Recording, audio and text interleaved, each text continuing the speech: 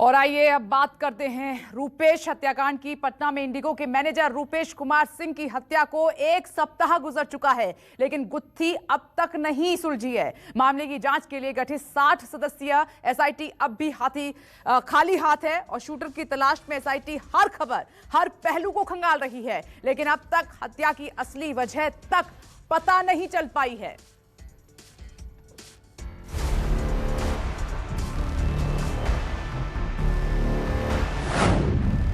रूपेश हत्याकांड में पुलिस खाली हाथ, हत्यारे अब तक फरार।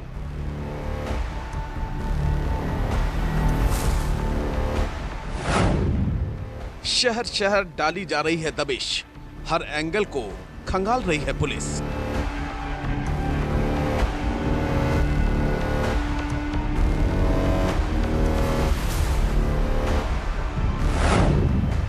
अंधेरे में तीर मार रही एसआईटी कैसे सुलझेगी हत्या की गुत्थी?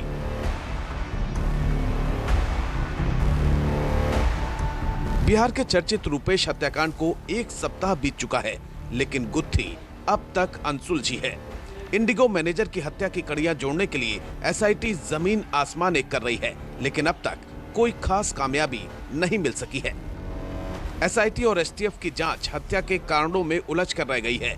पुलिस टेंडर में पैसे के लेन देन, पुरानी रंजिश, रूपेश की बढ़ती लोकप्रियता, इंडिगो से कई लोगों को नौकरी से निकाल देने समेत अन्य कारणों पर फोकस कर रही है। रूपेश हत्याकांड की जांच में लगी एसआईटी कई बिंदुओं पर काम कर रही है, लेकिन 3 बिंदु ऐसे हैं जहां पे एसआईटी की ध्यान सबसे ज़्यादा है। एक मामला जहां टेंडर से लेकर जुड़ा है, दूसरा वहां एयरपोर्ट कर्मियों की से लेकर जुड़ा है जिनकी नौकरी रूपेश के चलते गई थी और वो लोग रूपेश से नाराज़ थे। जबकि तीसरा और अहम मुद्दा जो चर्चा में आया है वो इस बात को लेकर है कि कहीं इस हत्याकांड के तार एयरपोर्ट स्मगलिंग से तो नहीं जुड़े हुए हैं। नवंबर महीने में एक बड़े तस्कर की गिरफ्तारी डीआरआई ने एयरपोर्ट कैंपस से की थी, जिसके पास से करीब 15 लाख का सोना बरामद हुआ था और इसके बाद लगातार 3 कार्रवाई हुई थी, जिसमें डीआरआई ने काफी बड़े कंसाइनमेंट पकड़े थे। इस मामले में अब तक एसआईटी 300 से ज्यादा लोगों से पूछताछ कर चुकी है। 2 दर्जन से अधिक ठिकानों पर दबिश दी गई है। जांच टीम 50 से अधिक मोबाइल नंबर डिटेल खंगाल चुकी है। पीएचईडी और जल संसाधन विभाग में अधिकारियों से पूछताछ की गई है। रूपेश सिंह के भाई और बहनोई को मिले ठेके की जानकारी ली गई है। इसके अलावा पटना एयरपोर्ट के पार्किंग से जुड़े विवादों के बारे में भी पूछताछ हुई है।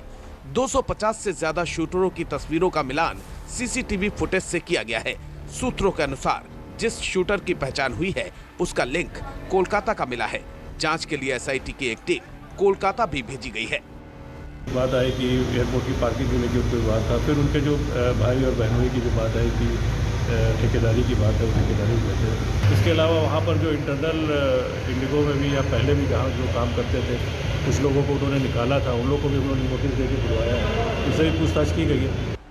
तमाम लोगों से पूछताछ, कई जगहों पर दबिश और दर्जनों फोन नंबर खंगालने के बाद भी पुलिस अब तक किसी ठोस नतीजे पर नहीं पहुंच सकी है। एसआईटी करीब 2 दर्जन लोगों को हिरासत में लेकर भी पूछताछ कर चुकी है। हालांकि हत्याकांड का पर्दाफाश करने में कितना समय लगेगा, इस पर कोई भी कुछ बोलने को तैयार नहीं है। पुलिस सिर्फ यही कह रही है कि जांच सही दिशा में चल रही है और जल्द ही मामले का पर्दाफाश कर देगी। ठोस निष्कर्ष की दिशा में तो अभी तो हम यही कहेंगे कि अभी हमारा अनुसंधान सारा ओपन एंडेड चल रहा है। We have not close to one particular direction, लेकिन आगे हम लोग को उम्मीद है कि जो हमारा अनुसंधान है finally will lead to the exact killer.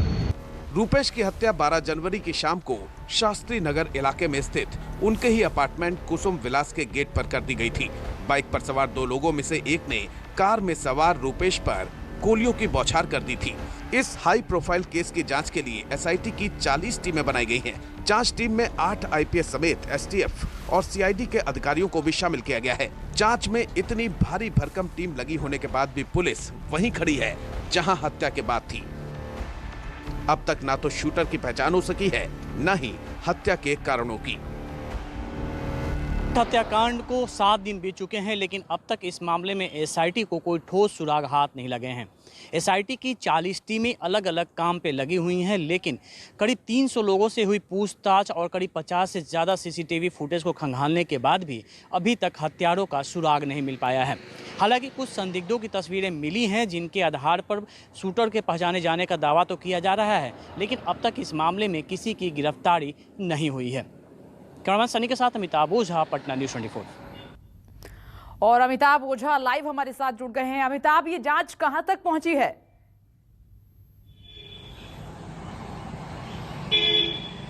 देखिए, इस वक्त हम पटना में मुख्यमंत्री जो सचिवालय है संवाद उसके ठीक सामने हैं और यहाँ पे से कुछ देर पहले मुख्यमंत्री ने डीजीपी सहित तमाम पुलिस मुख्यालय के अधिकारियों को तलब किया था और उनसे जानकारी ली थी कि इस कांड की प्रगति कहाँ पहुंची है। बैठक के बाद डीजीपी बाहर निकले हैं और उन्होंने मीडिया से बात करते हुए जानकारी दी कि पुलिस कई बिंदुओं पर जाँच कर रही है, जिनमें ठेकेदारी से के अलावा जो टेंडर का बिंदु था उस बिंदु पर भी है। मुख्यमंत्री ने डीजीपी ने यह भी कहा है कि जो पार्किंग को लेकर जो विवाद चला रहा था उसमें भी कई लोगों से पूछताछ हुई है और कई बिंदु हैं, लेकिन अभी जांच कब तक पूरी हो जाएगी, कब हत्यारे पकड़े जाएंगे, इस मामले में अभी पुलिस कुछ नहीं कर सकती क्योंकि इन्वेस्टिगेशन अभी चालू है। आपको बता दें कि करीब 7 दिन बीत चुके हैं और पटना पुलिस लगातार कई इलाकों में जा रही है। अभी 4 जिलों में पटना पुलिस की टीम गई है, एक टीम कोलकाता गई है और कहा जा रहा है कि जो शूटर है उसकी पहचान हो पाई है। जब तक शूटर की गिरफ्तारी नहीं हो पाएगी तब तक इस मामले में कुछ कहना उचित नहीं है। और अफसोस की बात यह है कि 7 दिन हो गए हैं, पुलिस के हाथ खाली। नमस्कार, मैं हूं मानक गुप्ता। अगर आपको हमारा ये वीडियो पसंद आया हो तो इसे लाइक और शेयर जरूर करें और हाँ, हमें सब्सक्राइब और फॉलो करना ना भूलें ताकि आप देश और दुनिया की कोई खबर मिस ना करें। तो जुड़े रहिए हमारे साथ और देखते रहिए न्यूज़ 24।